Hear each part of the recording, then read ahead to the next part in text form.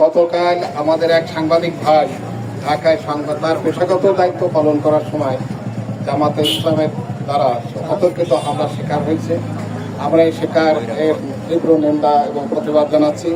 শুধুমাত্র কালকে হয়েছে এটা না, সারা দেশে যে সাংবাদিক নির্যাতন, এই সাংবাদিক নির্যাতনে আমরা তীব্র প্রতিবাদ জানাচ্ছি। আমাদের দেশ যখন একটা স্থিতিশীল অবস্থায় চলছে, এই সময় একটা কুচক্র মহল তারা সবসময় এদেরকে ডিস্টার্ব করার চেষ্টা করছে, যাতে এই অস্থিতিশীল একটা অবস্থার সৃষ্টি হয়। আমরা দেখতে পাই যখনই কোনো দল ভালো অবস্থানে থাকেন, তখন কেন যেন সাংবাদিকরা তাদের প্রতিপক্ষ হয়ে যায়। ওই দল যখন দুর্বল অবস্থানে থাকেন, তখন সাংবাদিকরা তাদের বন্ধু হয়ে যায়। এই অবস্থার পরিবর্তন করতে হবে।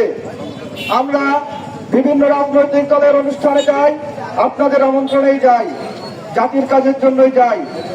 আমরা দেখেছি যখনই হামলা হয় সাংবাদিকদের পরে, তখন কিন্তু আমরা দেখতে যাই না সেই সাংবাদিক কোন দল করে, তিনি কি আওয়ামী লীগ করেন নাকি বিএনপি করেন নাকি জামাত করেন। আমরা দেখি তিনি একজন সাংবাদিক। যখনই কোনো সাংবাদিকের পরে হামলা হবে, সেটা বাংলাদেশের যে প্রান্তেই হোক, লড়াইয়ের সাংবাদিক সমাজ কিন্তু গর্জে উঠবে। গণমাধ্যম কর্মীরা রাষ্ট্র ও সমাজের গুরুত্বপূর্ণ অংশ। সংবাদ সংগ্রহ পেশাগত দায়িত্ব পালনকালে কোন সাংবাদিকের উপর হামলা, ভয়ভীতি প্রদর্শন কিংবা হেনস্থা স্বাধীন সাংবাদিকতা ও গণমাধ্যমের জন্য হুমকি স্বরূপ।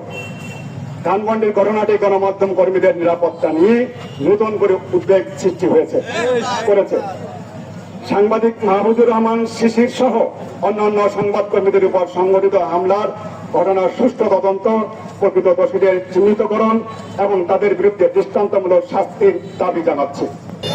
মাহবুবুর রহমান শিশির ভাই, তাকে জামাতের নেতা কর্মীরা যেভাবে নির্মম ভাবে পিটিয়েছে, তাকে লাঞ্ছিত করেছে, এই রাষ্ট্রে গণমাধ্যম কর্মীরা আবারও বাংলার মানুষ দেখতে পেয়েছে তারা নির্যাতিত, নিপীড়িত।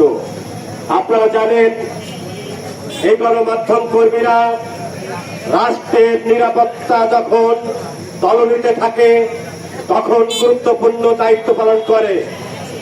আপনারা পুলিশের কাছে গিয়ে যখন ঠাঁই পান না, তখন শেষমেশ আসেন সাংবাদিকদের কাছে। এই রাষ্ট্রের গুরুত্বপূর্ণ দায়িত্ব পালন করে এই সকল গণমাধ্যম কর্মীরা। আমরা হুঁশিয়ার করে দিতে চাই, আমরা শুধু কলম ধরতে পারি না, আমরা অস্ত্রের কারণ টানতে জানি। আমরা বলতে চাই, আমরা যদি কলম রাস্তায় রাখতে হয়, এই ক্যামেরা যদি রাস্তায় রাখতে হয়, সারা বাংলাদেশের রাষ্ট্র অচল হয়ে যাবে।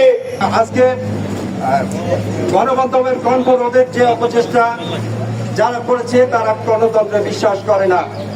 আজকে অজস্র রক্তের বিনিময়ে এবং অজস্র শহীদের রক্তের বিনিময়ে আমরা যে 24 আমরা যে অর্জন করেছি নতুন বাংলাদেশ, সেই নতুন বাংলাদেশের যে অগ্রযাত্রা, যে গণতান্ত্রিক অগ্রযাত্রা সূচিত হয়েছে, সেই অগ্রযাত্রাকে নস্যাৎ করার অপচেষ্টার অংশ হিসাবেই এই সমস্ত ষড়যন্ত্র চক্রান্ত শুরু হয়েছে। আমরা এর তীব্র নিন্দা ও প্রতিবাদ জানাচ্ছি এবং অবিলম্বে এই সমস্ত চক্রান্তকারীদের দৃষ্টান্তমূলক শাস্তির দাবি জানিয়ে সবাইকে ধন্যবাদ জানিয়ে আমরা বক্তব্য শেষ করছি।